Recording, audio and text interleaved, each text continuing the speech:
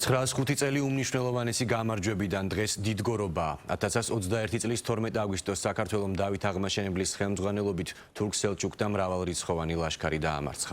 ბრძოლა, რომელიც დავით მეფის გონივრული სტრატეგიის წყალობით ქართველთა გამარჯვებით დასრულდა, ისტორიაში ძლევაი საკვირველის სახელით შევიდა. ისტორიული თარიღი საქართველოში ყოველწლიურად სახალხო დღესასწაულით აღინიშნება. ღონისძიებების ეპიცენტრი ტრადიციულად დიდგორის ველია, სადაც სპეციალურად დღევანდელი დღისადმი მიძღვნილი საგამოფენო სივრცეები მოეწყო. Გაიმართა სპორტული შეჯიბრებები და სხვადასხვა აქტივობა.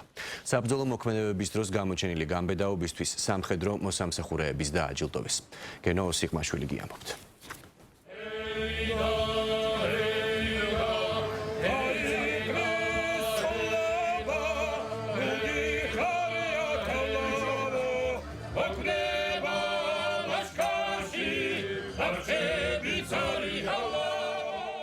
მოსახლეობა დიდგორის ველზე დილიდანვე გამოჩნდა. მათმა ნაწილმა კი საერთოდაც გუშინ ღამიდან დაიწყო აქ მოსვლა. საითეს არ უნდა წასულიყავით, ყველგან მუსიკის, ცეკვისა და შეჯიბრებების ჟრიამულის ხმები ისმოდა. ტერიტორია რამდენიმე პირობით არედ იყო დაყოფილი. მაგალითად, ეს საგამოფენო სივრცეა, სადაც ქვემო ქართლის მუნიციპალიტეტებს თავისი სტენდები ჰქონდათ წარმოდგენილი. ამ კარვებს შორის ნახავდით როგორც ხელით ნამუშევრებსა და ქართული რეწვის ნიმუშებს, ასევე ქართულ ნაციონალურ კერძებს, რომლებსაც მასპინძლები იქვე ამზადებდნენ და მათთან მისულ სტუმრებსაც გულთბილად უმასპინძლებოდნენ. საუკეთესო განწყობი ვართ მოსულები, რათა უმასპინძლოთ აქ მოწვეულ სტუმრებს, ვანახოთ მომავალ თაობას, თუ რამდენად მნიშვნელოვანია ასეთი ტრადიციული წესები ჩვენი საქართველოსთვის. აგერ ვაცხობთ კახურშოც, ვაკეთებთ ხინკალს, ვაცხობთ ხაჭაპურს, თათარას ვაკეთებთ. მინდა რომ აი ასეთი ლამაზი დღეები ჩვენ თაობას გქონდეს, ესეთი ნიჭიერი თაობაა წამოსული და მინდა რომ აი გავახაროთ და ყოველთვის ვაკეთოთ სიხარული და მართლა ასე ვაკეთებთ.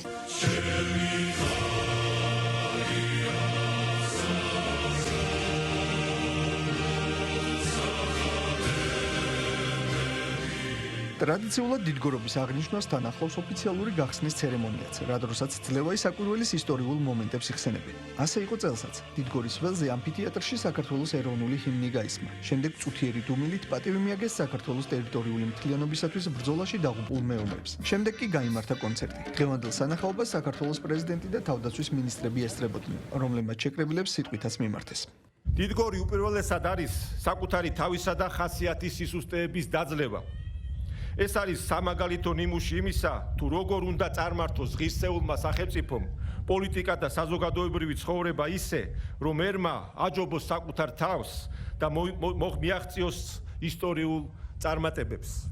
დღესაც 21 საუკუნეში ჩვენ სწორედ ეს გზა გვაქვს გასავლელი. სწორედ სამშობლოს ერთგულება, ღირსება, პროფესიონალიზმი, პასუხისგებლობა და თავდადება არის ის ღირებულებები და მემკვიდრეობა, რომელიც დიდგორის ველზე გამარჯვებულმა მებრძოლებმა დაგვიტოვეს და რომლის ერთგულებაც თითოეული ქართველი სამხედრო მოსამსახურისთვის განსაკუთრებული პატივი და პასუხისგებლობაა.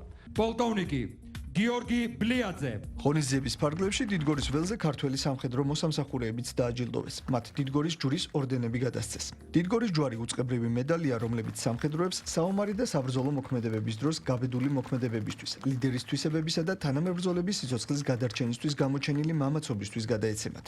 გადმომეცა უწყებრივი ჯილდო დიდგორის ჯვარი. ეს კიდევ ერთხელ გვახსენებს ჩვენი წინაპრების გვირულ ისტორიას და ეს არ არის მხოლოდ ჯილდო ჩვენთვის, ეს ასევე არის გაათმაგებული პასუხისგებლობა, რომ მთელი ძალისხმევით ვემსახუროთ სამშობლოს. ეს არის სიმბოლო ერთიანობის, სიმამაცის და ერთგულების ქვეყნის წინაშე, რამაც ძალიან დიდი შედეგი მოიტანა ჩვენი ქვეყნისა და შემდგომი განვითარებისთვის.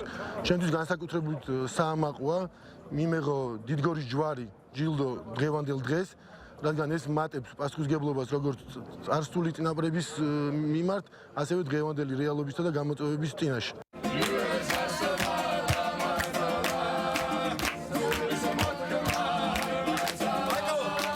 ღონისძიების ოფიციალური ნაწილის დასრულების შემდეგ ზეიმა უკვე მინდორზე გადაინაცვლა. დიდგორობა წარმოუდგენელია სპორტული სანახაობის გარეშე. ერთ მხარეს მკლავჭიდელებმა გამართეს შეჯიბრება. მეორე მხარეს კი დოლმა და ზურნამ მაყურებელი ნახერხის გარშემო შეკრიბა და ფალავნებმაც დიდხანს აღარგვალო დილის. დიდგორის ველის სხვა კუთხეში კი სვანები საომარ სიმღერებს ბეროდნენ.